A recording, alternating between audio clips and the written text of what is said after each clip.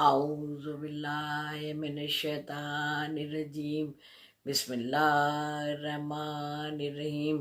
عزیزان محترم، سلام علیکم۔ نازف شاہ رضوی کی خطابت کے ہاتھوں سے فردن فردن سلام قبول کیجیے۔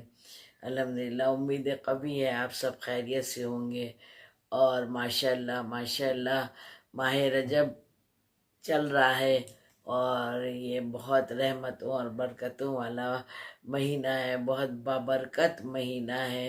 الحمدللہ بہت مسلسل ہم لوگوں کے عمل اور اعمال ایک ساتھ چل رہے ہیں، بہت سے روزے رکھے جا رہے ہیں، نمازیں پڑھی جا رہی ہیں، اعمال کیے جا رہے ہیں، اذکار کیے جا رہے ہیں۔ دعا یہی ہے پروردگار عالم سے کہ پروردگار عالم یہ جو بھی سب کی محنتیں ہیں ان کو قبول فرما لے، اور راہ خیر پر چلنے کی توفیق عطا فرما۔ پروردگار عالم جیسا تو بنانا چاہتا ہے ویسی تو ہی توفیق عطا کر سکتا ہے، اور مولا کا جلد سے جلد ظہور ہو انشاءاللہ، کیونکہ یہ دعاؤں کی قبولیت کا بھی مہینہ ہے نا۔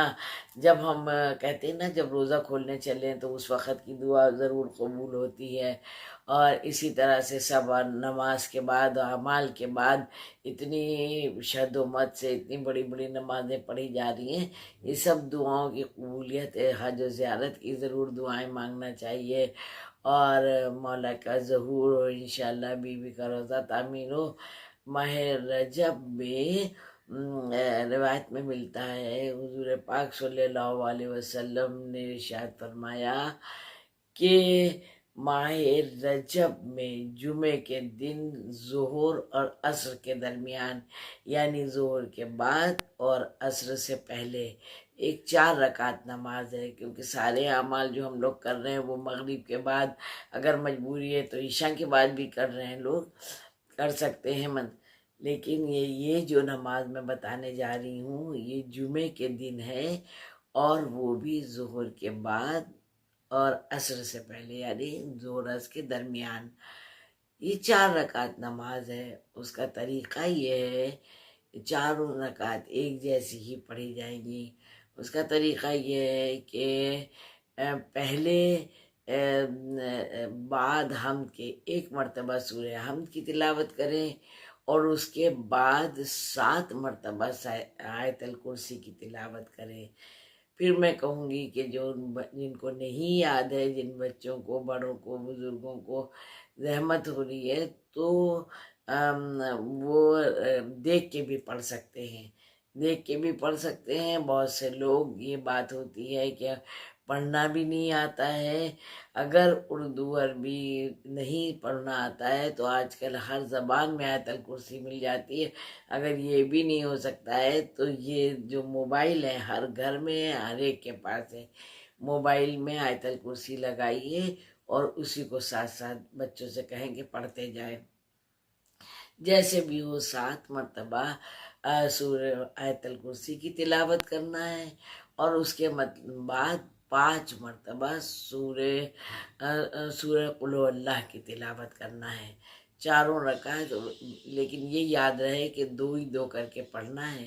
نماز چاروں رکعت کو مکمل کریں، پھر اس کے بعد تسبیح فاطمۃ الزہرا صلوات اللہ علیہا ضرور پڑھیں جمعے کے دن۔ تو اتنی اس کی فضیلت ہے، اتنی فضیلت ہے کہ ملتا۔ اور اس کے بعد ایک استغفار ہے، انہیں استغفر اللہ واسلو توبہ والا، یہ والا مفاتی میں اسی لیے کہتی ہوں کہ ہر گھر میں ہونا چاہیے۔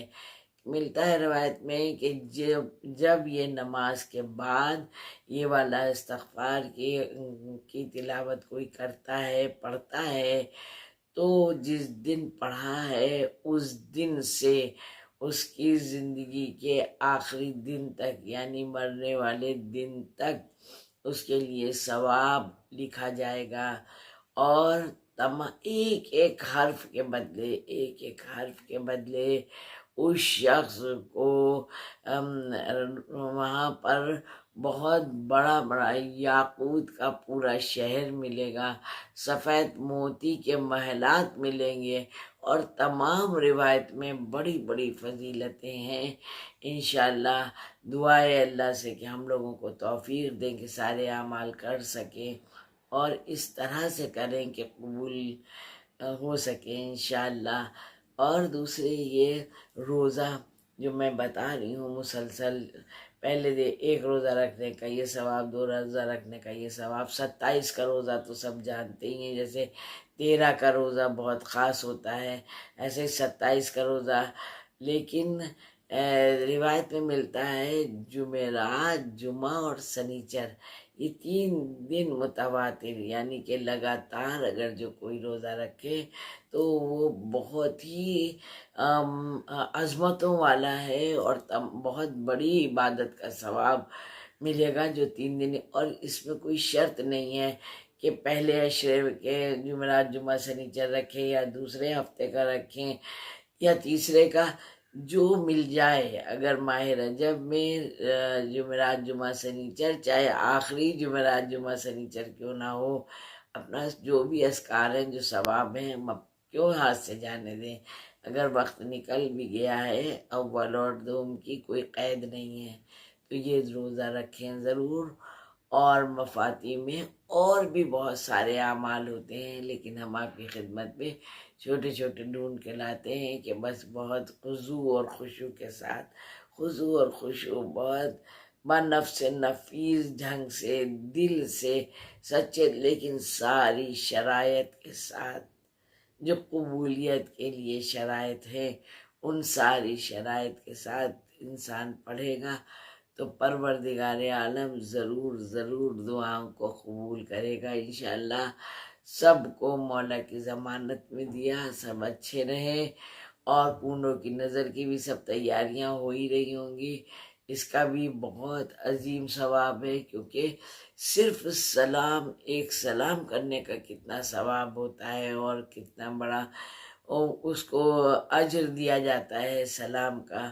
اور نہ کہ ملنے جلنے جانے کے لیے اہل بیت علیہ السلام کے گھرانے کے سے منسوب ہے یہ نظر، اور اس کو چکھنے کے لیے لوگ ایک دوسرے کے یہاں جاتے ہیں۔ اخلاقیات کا یہ بہت بڑا پہلو ہے، اور الحمدللہ ماشاءاللہ بہت سی کثافتیں، کینہ ایسا ہوتا ہے کہ آپس میں کبھی کبھی بہت دن ہو جاتے ہیں، لوگ ایک دوسرے سے بات نہیں کر رہے ہیں یا آ جا نہیں رہے ہیں، لیکن یہ نظر نیاز ایسی ہے کہ اس کے طفیل میں ایک دوسرے کے یہاں آنا جانا رہتا ہے، دونوں کو ثواب ملتا ہے، دونوں کو ثواب ملتا ہے عبادات سے۔